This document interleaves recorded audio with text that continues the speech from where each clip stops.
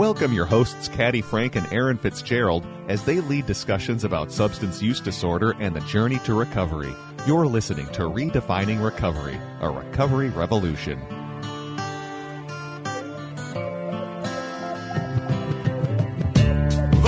Well, good morning, all. It is a beautiful day in the neighborhood. My name is Caddy Frank. I am the host of Redefining Recovery, a recovery revolution. And across the table from me is my co-host, and her name is Erin Fitzgerald. Oh, my goodness. Happy to be here. Thank you. Thank you. And then across the table from us is Jennifer Ogren, the accounts executive of AM 950. An account executive. An account executive. Yeah. Okay. Many accounts. Yeah. Yeah.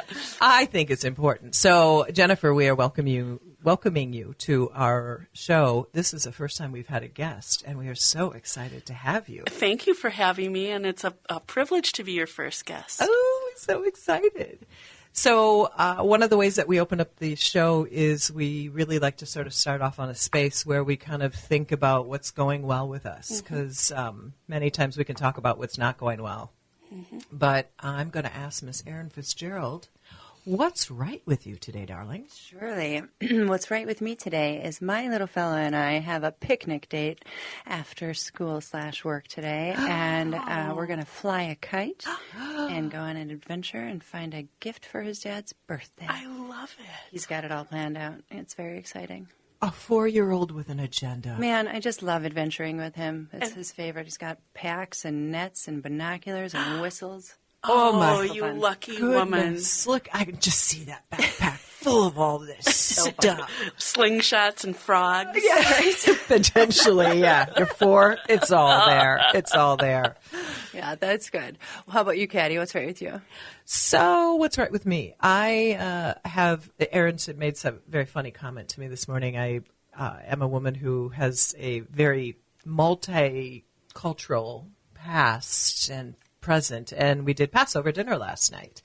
And so many people that I have not seen in a while. I mean, I have not seen one of the guests that was there for 10 years. And some of the friends that I saw last night have not seen me since my father passed away in December. So it was really nice to kind of see everybody again. And what's great is that it reminded me that sometimes, COVID broke us all apart. And getting back together has been a challenge, both physically, emotionally, mentally. But last night was good. It was really good. Yeah. So what's right with you, Jennifer? Well, I am Jewish, and last night I was at a fabulous Seder myself, and it was wonderful to be around. It wasn't my family because my parents have passed, and I'm an only child, but I was with someone else's family that is huge. Just tons of people in this family. Like there must have been 40 people there. And it's so wonderful to be around a large functional family. Yeah, and to know right. that that's possible. Oh, that's hilarious. And it felt, like you said, Caddy, it felt really wonderful to be amongst just people are good in general. Connection was good last night. Connection. Yeah. Hence the name of the organization that we work for. Yes. Minnesota Recovery Connection. Oh, that was good, ladies. It's all about connection. It really is. It really is. And that, that really brings us why we have Jennifer at our table today, which is when we're talking about substance use disorder and we're talking about how we communicate with people in different ways and in different spaces. Erin, why don't you talk about how when we first met Jennifer, here when we were like, we just saw all kinds of going off. And it brought us to this conversation today. Really? Yeah, because when we first came here, it was just our initial conversation about getting on the radio and talking about recovery. And you were in the room, and I think we were about 3 sentences in, and I just saw your jaw drop, your eyeballs went wide, and you were like, I know recovery, and I've never known this. Because you have been immersed in a community that you'll tell us about. Yeah. And so you've seen things, like you said, in a black and white way. Yeah. And just to see that really quickly in you was just amazing. I love watching people just light up when they're like, wow, recovery is different than what I was told that it is. Yeah, and it's different now from what I'm understanding from you. Yeah. Yeah, and it didn't take much for you to understand it, though. And for me, having allies, having somebody that says, you know what, I can empathize with you. I've never been through this, Yeah, but I know that you're hurting and I know that you're struggling with something. yeah, And I want to walk beside you. I think allies are so important. they are. Yes, so thank you for being an ally to the recovery And I community. have been through it in my own ways, but yeah. Yeah. So what we're going to talk about today is we're going to talk about how Jennifer's mind went and what it looks like when somebody realizes that when you have addiction, it can look so different in different people's eyes.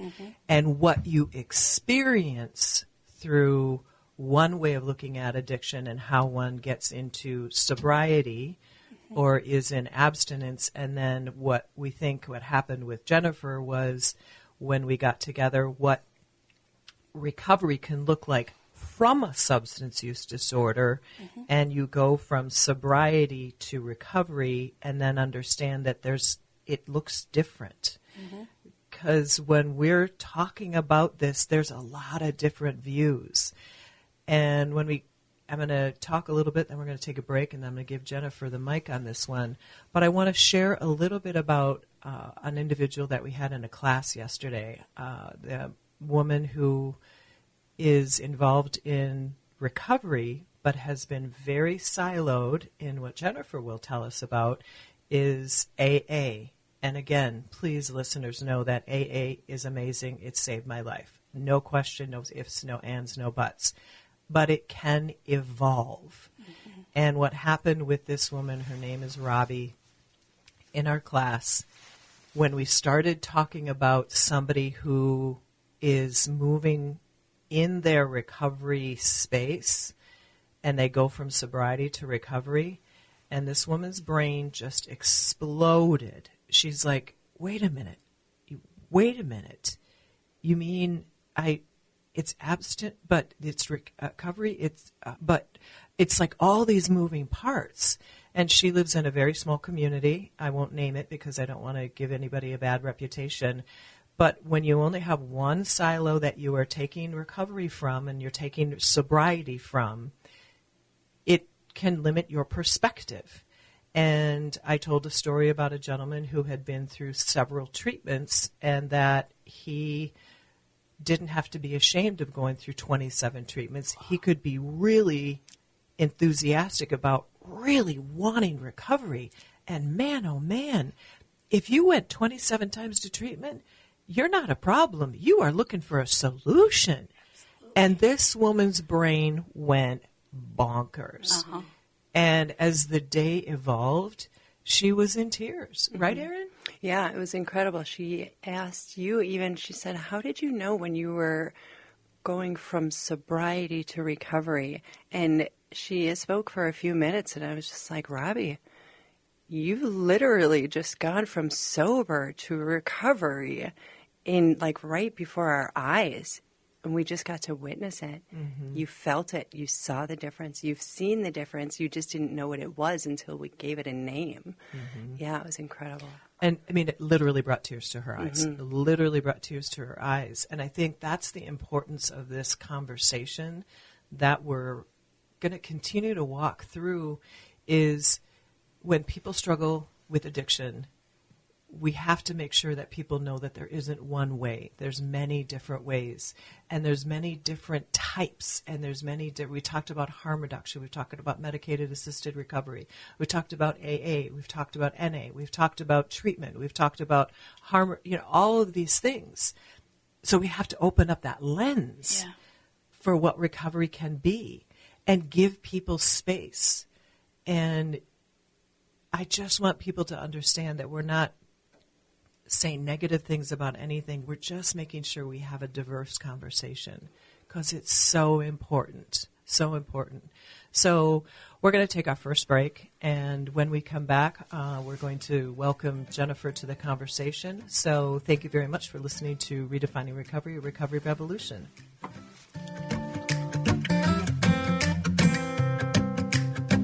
This guitar needs 6 strings.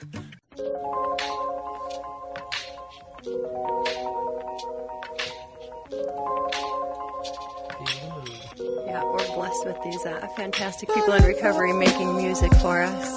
Oh, this is wonderful. Yeah, this is my Sunset. They're pretty great. Oh, this is whom? Sunset. I love it. Yeah. Well, they'll be playing at the Walk for Recovery this year. I'm sure you'll be there. I'm sure I will. Excellent. Absolutely. September 21st. We'll get you more details. Welcome back to Redefining Recovery, a Recovery Revolution. I'm Erin, and with me I've got Caddy Frank, our host, and joining us as well is Jennifer Ogren. Ogren, pardon me. It's okay. And so we're talking today with Jennifer as an ally and why your role is important to the recovery community. And I just would love to know, when we first met, Caddy and I kind of saw your brain going like, poof, poof, poof, poof.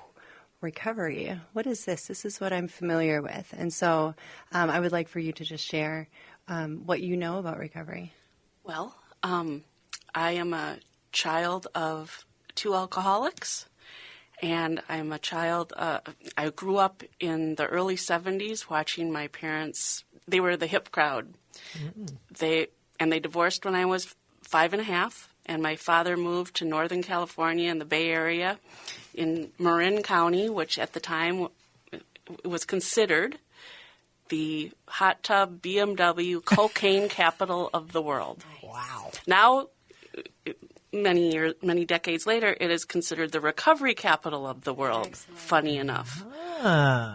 But I grew up watching my father doing things that most kids don't see their father doing. Mm-hmm. I grew up in drug dealers' houses. They were nice houses, but watching adults do things at 2 a.m. that a 6-year-old, 7-year-old shouldn't see. Wow. And anyway, by the grace of God, my parents both figured out that they were not on good paths. Mm-hmm. Besides not with each other, they individually. And first, my mother found recovery through the 12-step program. Mm-hmm. She, hit rock bottom her rock bottom one day and decided to walk into one of the rooms. And it changed her life in a positive way. Sure. She met some of her lifelong female friends in a women's group. Mm. And she, as a kid of divorced parents, I wasn't pushed in any religious direction, any spiritual direction, except for 12 steps. Mm. That's what I was surrounded with, and that's what I heard, and it sounded great. Uh-huh. It made a lot of sense, and people that are in it, like my mom was at the time, start talking it, and it sounds beautiful. Mm-hmm. And what I grew up hearing was, this is the only way. This is how you do this. You either go to AA and follow the simple program, as they call it, and you abstain from drinking or whatever your drug of choice is, whichever 12-step program you're part of, and things start changing for you, which I saw true. Mm-hmm. But it was very black and white. Mm-hmm. That's why when I first met the two of you and you were talking about recovery in these other ways, I thought, that's foreign to me. Yeah. Wow. And it was foreign to me at one time, too. Foreign to me as well. Because you came from 12 steps. Mm-hmm. Did you too, Erin? Mm-hmm. That's all we knew. So, as a decade and a half after my father finally figured out that he needed to get into recovery. Mm-hmm. And he walked into a 12-step room and till the day he died, he never came out. Mm-hmm. And he used to talk it almost ad nauseum. There are those that take it too far, and he was one of them. You know, to the point where he would drag me to meetings, which I don't know if that's necessarily appropriate. That's his journey. Right. But it was neat for me to be able to see him collect his chips at times and tell his share. So it was, you know, he didn't drag me all that often. It was a couple of times. But, and now that he's gone, I wish I could go every day with him. Mm-hmm. But he talked it to the point where it got a little sickening. Define that. What does that mean when it's sickening? Preachy. Preachy, okay. And talking it to, you know, my dad was a big talker. He was a salesman. He was a fabulous communicator. But sometimes, and I learned this from him growing up, I can do the same thing where I tell people what they need to do. Mm-hmm. Too much. To the point where they're like, I'm putting up my fingers in an X. Like, get away from me. Mm-hmm. It's too much. Yep. And you're not giving that person any space to figure out things their own way. Mm-hmm. And I learned that from them. Because that's how they were. That's how I was brought up on both sides, even though they weren't together. Wow. So that same message of this very sort of confined way of recovery just was the message all the time. That's all I knew. All you knew. That's all I knew, and it made sense to me. Mm-hmm. However, and at points in my life, you know, I dabbled in adult children of alcoholics, and I loved hearing what I heard when I went, but I'm not so much a goer. Mm-hmm. I just have a hard time getting myself to things on a regular basis, and I didn't go consistently. Mm-hmm. I've struggled with food addiction my whole adult life, or since puberty, and of course my father and mother suggested, hey, why don't you go to Overeaters Anonymous? Which makes sense that they would say that from where they're coming from. Right. I guess. That's all they knew. That's right? all they knew. They knew it was a program. Yep, and it was part of their program, and they believed in it. And God loved them. All they wanted was the best for me. Yeah. Mm-hmm. And they knew I was struggling. Yeah. But I went a couple of times, and then I felt it. Because food, you need food to live. Right. Mm-hmm.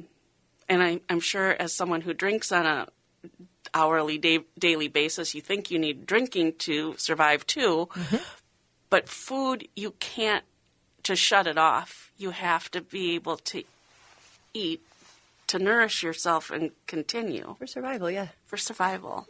And it was so hard line.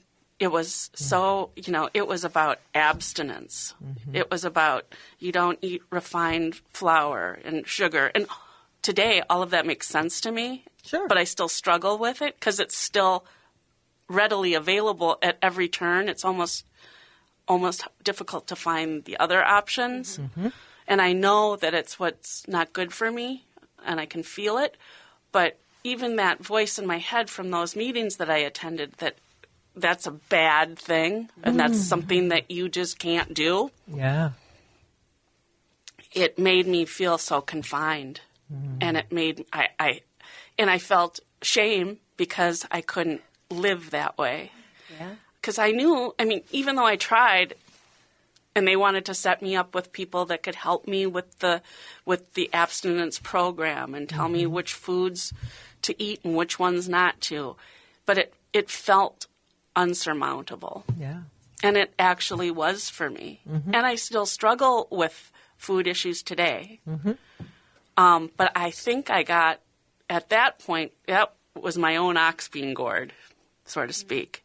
Meaning, food was my drug of choice. Yep. And as soon as it got real black and white like that for me, I felt what that must feel like. And you took it into your own hands and used harm reduction and did it your own way because abstinence wasn't going to work for you. Yeah. Right then and there.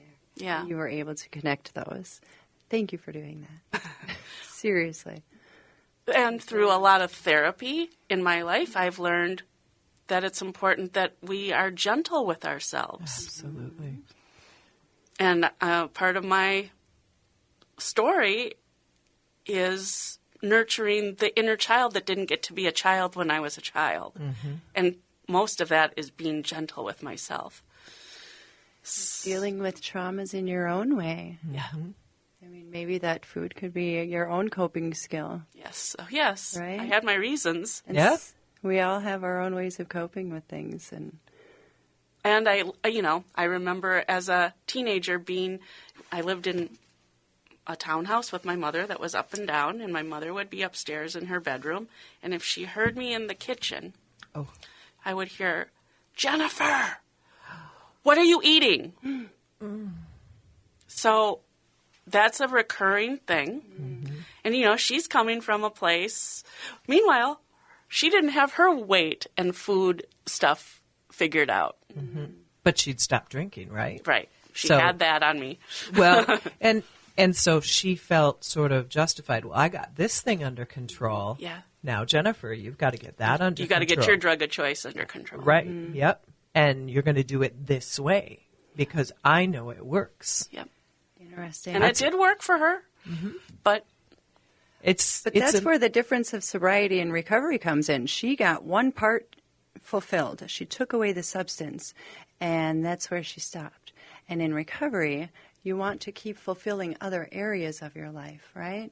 And so if she also has a struggle with food overeating as her substance, maybe that's another area that we recover from. Mm-hmm. Because can I read the definition of recovery? I think that would be amazing. I'm going to read this definition, and then Caddy, we'll let the listeners know who SAMHSA is. Okay. So the definition of recovery is a process of change through which individuals improve their health and wellness, live a self-directed life, and strive to reach their full potential. And before you say who this is by, I would like to point out the fact that the two words missing in the definition of recovery are abstinence and substance. Mm-hmm. Because could you read it one more time for me? Absolutely.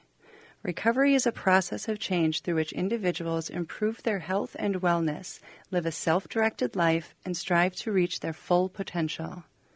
I love that. It's so powerful. And freeing. Yeah, because it doesn't tie you into alcohol, drugs, food, sex, gambling, gaming. It doesn't tie you in. It says a self-directed life to live your life as you see it. Yeah. Is there anything more beautiful? Oh. I mean, that is really, and so SAMHSA stands for substance abuse. We don't like that word. It takes a work of Congress to change that word. Substance abuse, you don't like that word? Well, it's Substance Abuse and Mental Health Services Administration. Uh-huh. That is the name. That is what SAMHSA stands for. And because it's a federal entity, they can't change abuse, because I learned that way back when. They can't change that abuse word to substance use disorder. I know. Why? Because it takes a work of Congress to change that, because it's a federal program. Okay. So there's just that aside. Little annoying to me, because I have to say substance abuse and everybody goes, Caddy, you just taught us today that you can't say abuse. It's like that, and we say it in the office and people are like, uh-huh. But when we talk about recovery, that's what we're talking about, living your full potential to whatever your substance is. Is it food? Is it anything? Sometimes people are addicted to chaos. Sometimes people are addicted to drama. They're addicted to all those things. And, what you said, Jennifer, earlier was that you like to try to go in and, I'm going to say, help people. Mm-hmm. And we call that, when we're talking about it, is fixing people. Mm-hmm. And what I'll tell you that I tell every person that I work with, and Erin knows it very well, I don't have the right to fix anybody. Yeah. I'm taking something away from them because they're not fully possibly doing what they want to do. Mm-hmm. Now, can we give resources? Can we give maybe suggestions or ideas? Can we share our own story? Exactly. That's where we can help people. And that's where the whole idea of doing recovery in terms of peer-to-peer services, in terms of having a lived experience, whatever your lived experience is, your struggle, your trouble, if I can talk to Jennifer about being an only child, having divorced parents, both of my parents died from substance use disorder actively. Yours were in recovery when they passed. I mean, all of a sudden I'm sitting across the table from a woman. I'm like, oh, girl, we can go have some coffee. I'd love it. Yeah. But because once we share, can't clap my hands here, once we share, we begin to go, I'm not alone. Yeah. And it's that I'm not lonely. a freak. Yeah, I'm not a freak of nature. So many other people struggle with this stuff. And so it's bringing you to this conversation, which brought us to this place, which fulfilled a dream of mine that is, I wanted to say a bad word so bad, but I didn't. So freaking amazing. Yeah. And so when we talk about stuff like this, say more about your experience with the 12 steps that kind of you just got locked in that black and white world. What did that look like? The most enlightening thing was all of us had another meeting at the station before you guys started your radio show, and I shared with you that an old boyfriend of mine is currently he's pretty much dying from his alcohol abuse his whole life, and we went through a bunch of stuff together with that, and I remember saying, doing what my parents used to do and saying, you need to get yourself into 12 steps. You need to do this. You need to find a sponsor. And he doesn't talk to me anymore. And he's struggling. And I'm not able to. After the time I shared that with the two of you, I contacted him right away through text and said, I need to talk to you because I owed him an apology. Oh, honey. And I haven't been able to do that. But that was enlightening. Thank you for sharing that. And you know what? I want to honor you and say, when you reached out to him and said, I owe you an apology, that might be the only thing that he can take, but you have said those words. And let me tell you, even in a text, in a voicemail, those things hit us who struggle with substance use because we don't necessarily know how to react. I had many people say, Caddy, will you just get it, can you get it together? And I think in time, all that love that came to me hit me at some point. And I got in trouble. I had consequences. But then that love that had been given to me in a way that I couldn't accept at a certain time was still there. Yeah. So I want to honor that space with you and this person that you gave him. I want to apologize to you. And maybe he'll reach out one day. But if he doesn't know that you did that, and that's amazing, because that's part of your healing. I just hope I didn't. He was trying to recover the best way he could, and it wasn't good enough for me. It wasn't pure enough for me. It wasn't black and white enough for me. And that's where the guilt part comes in, and that's where what you guys taught me was so enlightening, that there's not just one way to do it. And harm reduction is something. Yeah. You told him what you knew, Yeah. right? And as soon as you knew better, you said, I'm sorry. I know better now. Thank you. Absolutely. Thank you for taking the time, literally, to take the time and reflect on that and say, oh, man, I'm sorry that I did that to you. It's not okay for me to tell you how you need to do your recovery. Yeah, or how to do you. Yeah, period, yeah. Period. End of sentence. And this is the beautiful thing about having these conversations and saying, if I've learned one way, is it even possible that I can change? And you know what? We all are able to change. But one of the things I talk about in that, it's individuals that are stuck in their substance use. They're stuck on a track. And changing that track is so hard. And it sounds like your parents were stuck on a track, and the only thing they knew was to talk about what worked for them. Yeah. But nobody had had a conversation potentially with them about how it could be done differently. And so now you get to take this life space that you have, and you get to make a apology to someone that I'm really sorry I came at you, but I only knew that. But I know more now. And so that's where you get to go. And that's where Erin and I get to go every single day. And we get an opportunity. We're in a class right now at Minnesota Recovery Connection training people. We have this one individual who's had I wouldn't even call it a light bulb moment. She's had a volcano moment. And, she wants to do something different in her small community because she knows that people are being held back from that one track. This is the only thing that people know, because when you're in a smaller community, and we see this happen in different areas of the state, that if you don't know, you don't know. You don't know what you don't know. But when you know, you can do better. Thank you, Celie, a trainer that I've worked with. So it really is important to continue this dialogue and just say, we only know what we know, but when we can get more information, what a beautiful thing. It's just amazing. Got anything to add, Erin? I'm in this feels place right now. I know. I want to hear more from you, Jennifer. I just love your story.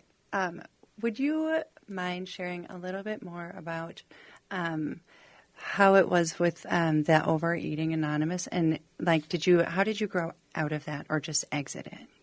I just exited, and I probably got deeper into my self-harm with my body because I probably thought, I was going to say a bad word too, but screw it. Yeah. And then started going down a destructive path. Because you felt like you were pushed out of that group because you weren't doing it their way, the right way. The only way. The only way. Yeah, the only way. And so that's what happens when we get pushed out of these groups. Yeah. Is if we're not going to do it the right way, well, then F it. Yep. And go ahead and just my thought, on. I don't know how it developed, but I developed a black and white thinking since I was a small child. Yeah. And it may well have been through watching my parents. I don't know. It doesn't matter. But I am very black and white, and I'm very rigid with myself, too rigid with myself. And that's one part of my life journey now, is trying to be less rigid in all ways. Giving yourself some space. Yep. To be different. Yep. To see the gray. Because the world, there's so many people that see it black and white, Jennifer. And the beautiful thing is that there are so many shades of gray. But you know what? I look at this pride flag that's next to us. Yeah. Man, the world is so colorful. Yeah. And so amazing. Yeah. And we need to embrace that, but it's uncomfortable, isn't it? Yes. And then there's some parts of it that are so freeing. With that old boyfriend that was such a drinker. I was addicted to that chaos. Yeah.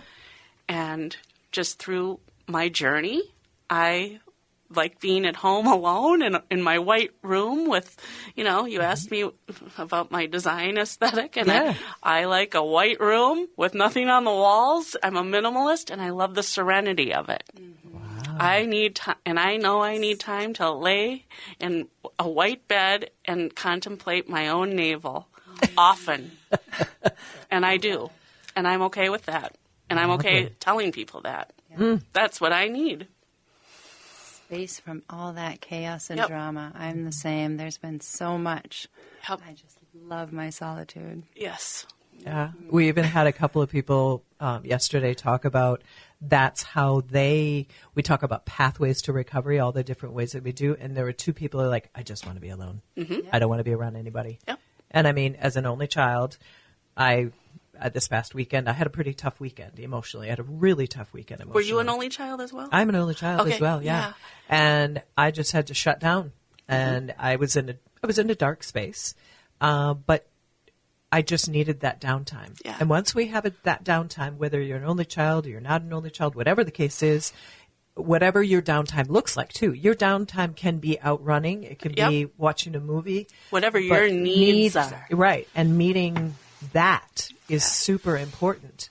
So we're going to take our last break for this conversation and come back and pull some really great opportunities for self-reflection, self-love, self-care. So thank you for listening to Redefining Recovery, Recovery Revolution. See you in a minute.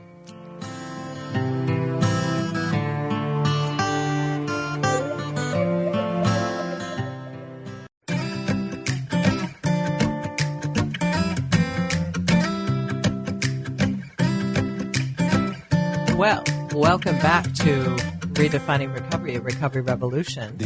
We are having an amazing conversation with Jennifer and Erin and Caddy and having these spaces of journey, because life is a journey. When we have substance issues, whatever they are, finding that space where we can continue and feel as though we are progressing.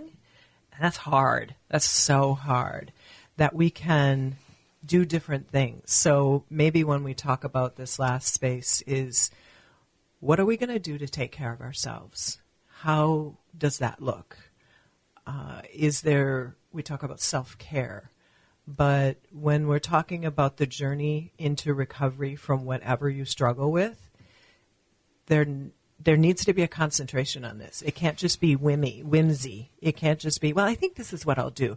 There has to be a focus, I think. And nobody has to do anything. So please don't, here I am shooting people. Not. But I want people to realize that sometimes you do have to make a point to take care of yourself, because a lot of times we just totally dismiss that. We just say, oh, I'm good. I'm fine. I got 6 hours of sleep last night. I ate just enough today. Or, I went out and played 7 months ago. So. Can I tell you from my standpoint, and another woman that was in our class yesterday had said the same thing, self-care, and I don't know if it's just from a woman's perspective, so if there's a man out there that can relate, it felt so selfish. Yes. It was like every time I took the time away from my family or the things that I needed to get done, I was being selfish because I was focusing on me and should be focusing on somebody else or something else. Yeah. And so for somebody to say, do that self-care, it's going to make you feel better, and then do it and actually see myself, oh, wow, that did take away some of my stress. And then you're better for all of those other areas and people that you need to be there for every day. Yeah.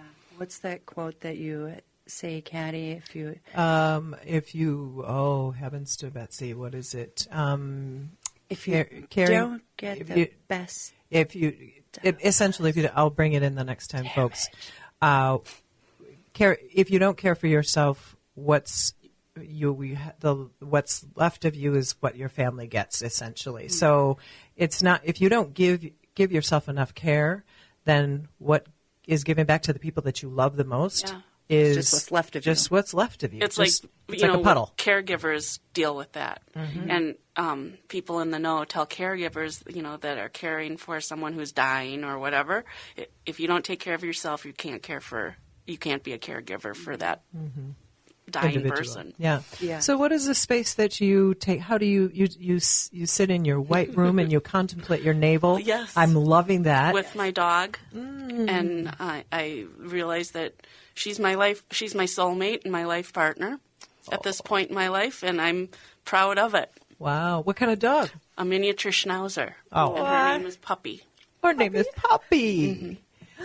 So do you go for walks with Puppy? No, and I should.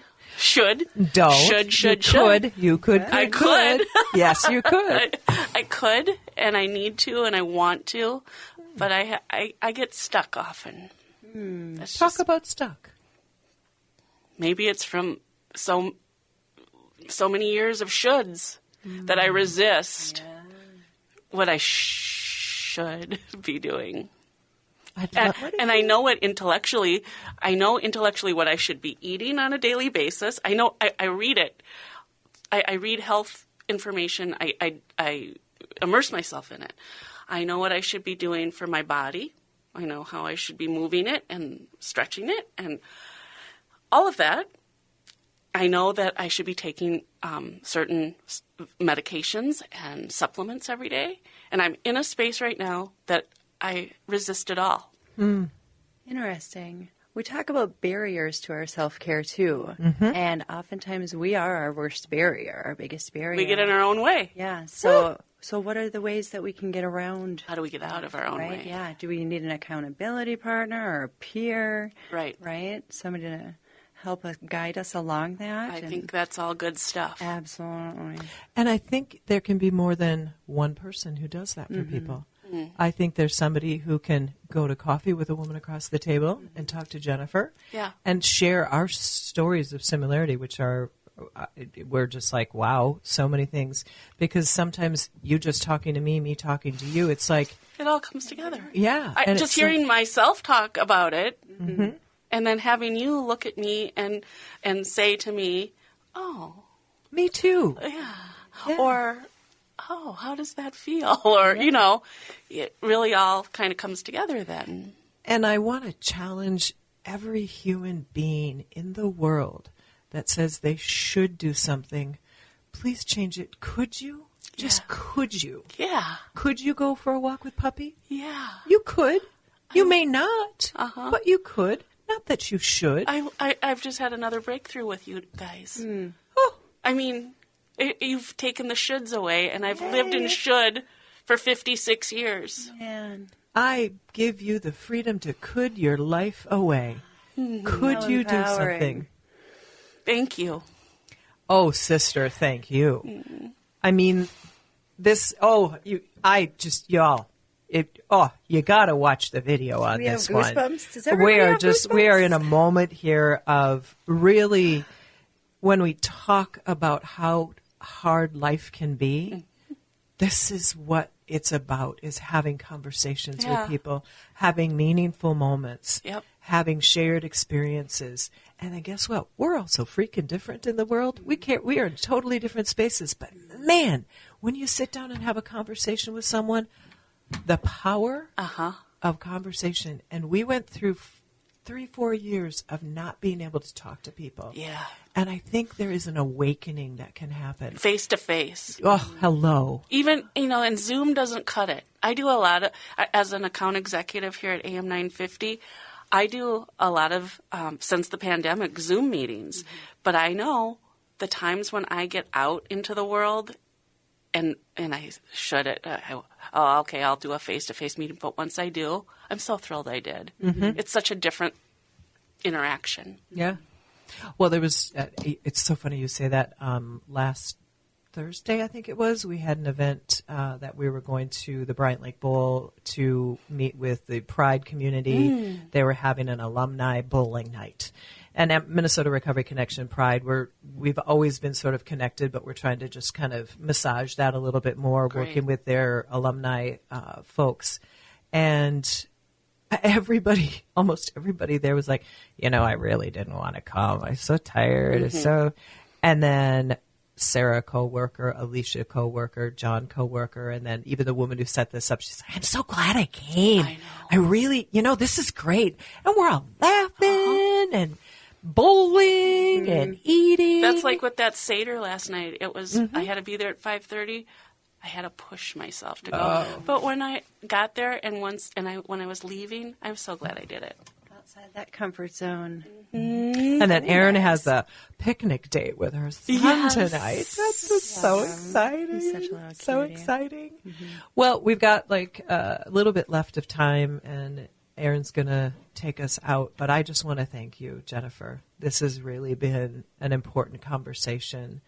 And when we can talk and when we can meet and we can see somebody's emotion and we can feel one another's energies, it makes a difference. And I thank you for having me. And anytime I am in your presence, I feel changed afterwards. So this has been great. Again, thank you. Thank you so much for being here. Literally, your face is just so bright, and I just adore your smile. I love having conversations with you. Thank you for being here. Folks, please check us out on all of your favorite streaming platforms at minnesotarecovery.org. And send us an email at podcast@minnesotarecovery.org. Thanks for listening. Have a wonderful, wonderful day.